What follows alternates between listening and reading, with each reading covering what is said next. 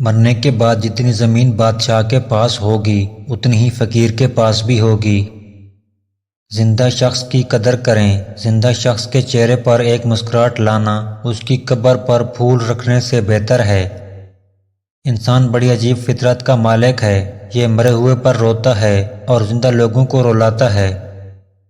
کفن بھی کیا چیز ہے، جس نے بنایا اس نے بیچ دیا، جس نے خریدا اس نے استعمال ہی نہیں کیا، اور جس نے استعمال کیا اسے معلوم ہی نہیں۔ یہ وقت بھی عجیب سوداگر ہے۔ جوانی کا لالچ دے کر بچپن لے گیا، اب امیر لالچ دے کر جوانی چھین رہا ہے۔ رشتوں کی قدر زندگی میں کریں، ورنہ تصویریں کہاں کسی کی کمی پوری کر سکتی ہیں۔ نوکری کے دوران رشوت، ظلم، زیادتیاں اور ریٹائرمنٹ کے بعد سفید ٹوپی اور مسجد کی پہلی صف ہمارے ملک کی ایک تلخ حقیقت ہے۔ جمع کی گئی دولت کبھی ساتھ نہیں جاتی، لیکن دولت کمانے کے لیے اگر گناہ کیے جائیں تو وہ ضرور ساتھ جاتے ہیں۔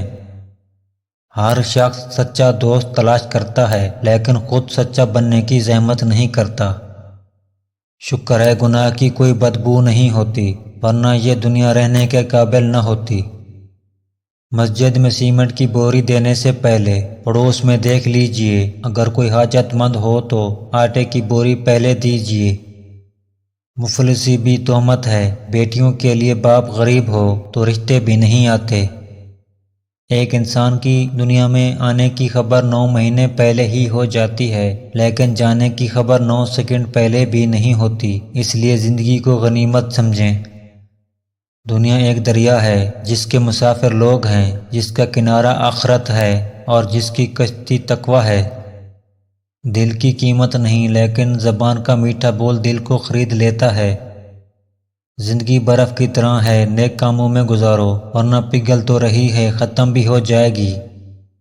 غیبت عمل کو کھا جاتا ہے، جھوٹ رزق کو کھا جاتا ہے، غصہ عقل کو کھا جاتا ہے، تکبر علم کو کھا جاتا ہے۔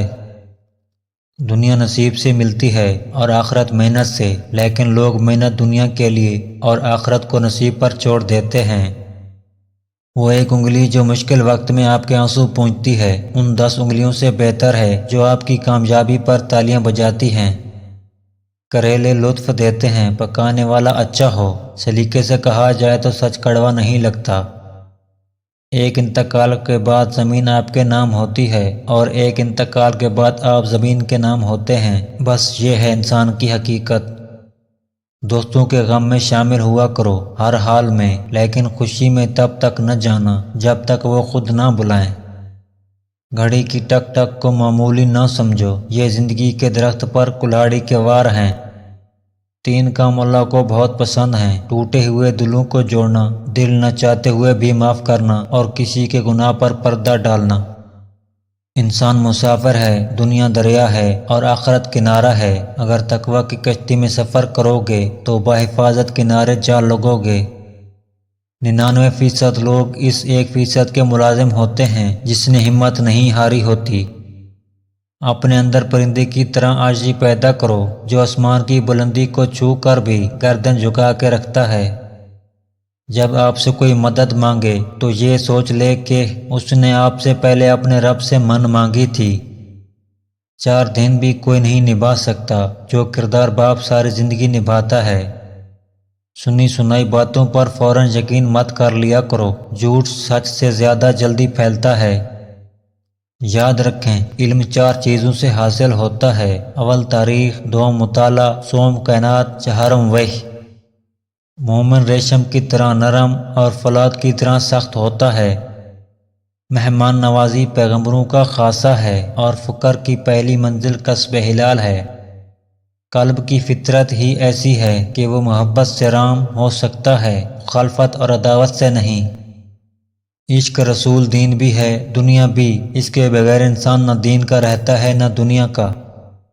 یقین ایک عظیم قوت اور انصاف ایک بیش بہا خزانہ ہے، اور صبر ایک عظیم سعادت ہے۔ آج کل تعلیم زیادہ ہے اور علم کم، جبکہ پہلے زمانے میں علم زیادہ تھا اور تعلیم کم۔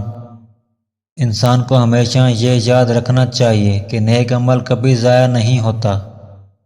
تم کامیابی اور ناکامی پر نظر نہ کرو، اپنے مقصد تخلیق کو پہچانو اور جد و جہد کیے جاؤ۔ زندگی دوسروں سے قرض نہیں لی جا سکتی، اسے خود اپنی روح کے اندر روشن کرنے کی ضرورت ہے۔ جو شخص اپنی عظمت کے گیت گائے وہ کبھی عظیم نہیں ہو سکتا۔ وہ گھر 1000 سد تحسین کے قابل ہے جس میں روزانہ صبح قرآن پاک کی تلاوت ہوتی ہے۔ مصیبت ایک عطیہ خداوندی ہے تاکہ انسان پوری زندگی کا مشاہدہ کر لے۔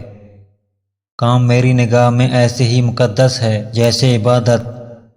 والدین کا دل جیت لو، کامیاب ہو جاؤ گے، ورنہ ساری دنیا جیت کر بھی ناکام رہو گے۔ آپ اپنی اولاد کو اپنا دوست بنا کر اچھا انسان بنا دو۔